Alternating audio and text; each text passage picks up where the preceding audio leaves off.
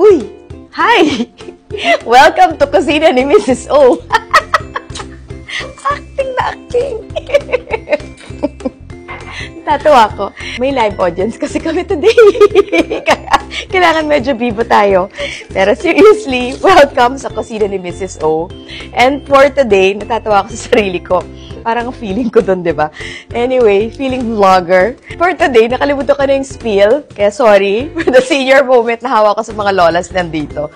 For today, we're actually cooking something or making something na matagal lang na-request. This is the smoked tinapa spread. But, ever since we moved into this house, di ko na makita yung aking food processor.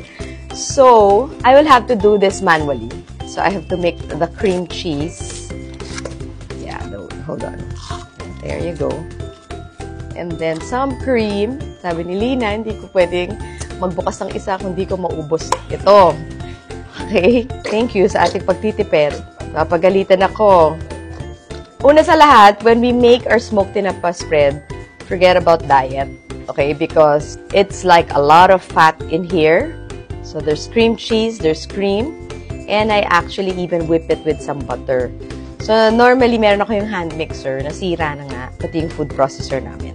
Anin ko lang siya. Ayan. Mix ko. Ayan. So, butter. Yes, we add butter. Because, when we make this smoked tinapa spread, pagdating sa ref, pag nagsasolidify yung butter, masarap siya. So, we actually add butter to that. Ang fattening, no? Yeah. Ayan. Kailangan ko gawin to manually. Which dapat normally may mixer. So, durug-durugin ko muna. Mamaya, okay na yun mag-mix. Kasi, isosote ko naman yung tinapa with some onions. No? Wala talaga siyang garlic. Para mas maging smooth siya. Okay? So, habang pinapalambot natin yan, lutuin na muna natin. Ito, ang ating tinapa na nakashred na. So, bakit ba matagal ko lang hindi nagagawa itong smoked tinapa? Dahil, sa totoo lang, when I make smoked tinapa, I normally have to shred it and saute it. Tapos habang nagsasaute ako, bigla siya nagiging konting crunchy. So naisip ko, ginagawa ko na siyang sisig. Sisig na bangus. Kaya, ang tagal ko na siyang hindi nagagawa. So we're gonna make it today. Sometimes, I add truffle oil with it. So I'm just gonna put it out. So you can do it two versions. Yeah. Rinref ko yung truffle oil ko para it lasts longer. Just gonna wait for this. Lagay ko na lang dito para mabilis siya mag-melt kasi it's warmer. Yaon. Okay. So, onions. Pepper. Hindi mo na siya lalagyan talaga ng salt.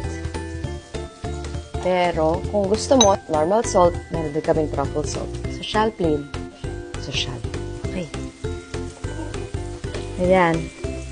So, and then, so ayaw mo naman sobrang luto masyado or malanta masyado yung onions, no? So, just sauteing it.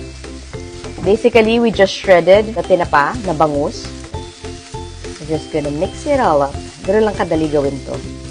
So, while it's cooking, you know, napipisa na natin yung konting butter.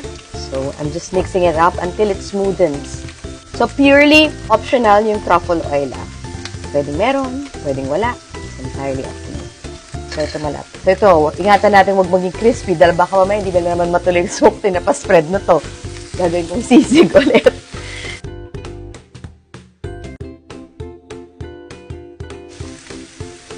So, look at how smooth it has become. See? So, I'm just gonna throw this and we are going to start whipping it with our spatula. Yun.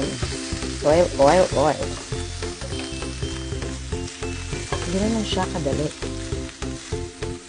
It will not be as smooth as it was before kasi nga, it's not mechanical. No, ako lang ang nag-mix manually.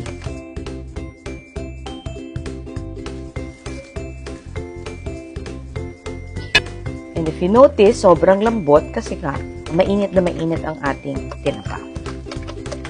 Gusto natin pasarapin, we can add truffle oil para masosyal. Pwede rin wala.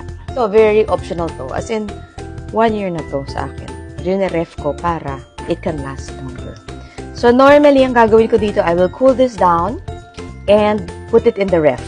No? I will put it in the ref and then taste it. Gusto ba natin i-cool down to or makakintay ka pa? Hindi na sila makakahintay. So, hindi na natin gagawin yon. Pero titigas to kasi magsosolidify ito. Normally, i-ref lang siya. So, here.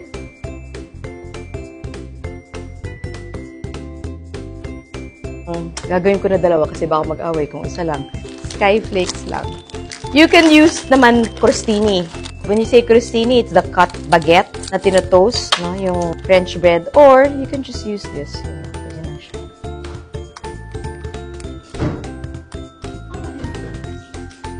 Kailangan may tira tayo para kay Leng or else magagalit. Let me just put some truffle oil.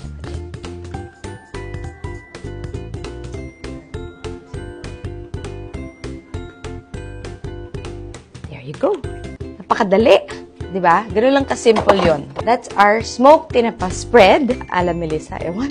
But anyway, smoked tinapa spread with skyflakes. Dami lang madrama sa introduction kasi napaka-easy ng recipe. But the beauty about this is you can put it in jars, even in small microwavables, and make it as your Christmas gift. So, on top of the salad, the peanut salad dressing, you can even use the smoked tinapa spread as your next Christmas gift, especially for those na gusto mo medyo personal. So, enjoy eating it with your family, enjoy making it, and for those who want to sell it, you can sell it more expensive if you're gonna put naman truffle oil. If you don't put it with truffle oil, you could just make it, diba, the classic tinapa spread. Tapos, the premium tinapa spread kung meron tayong linagay na truffle oil.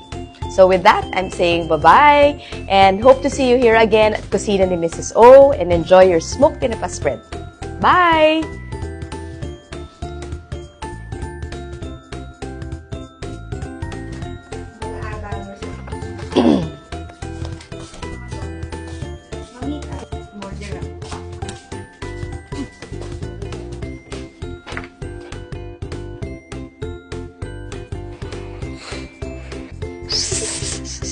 Yeah.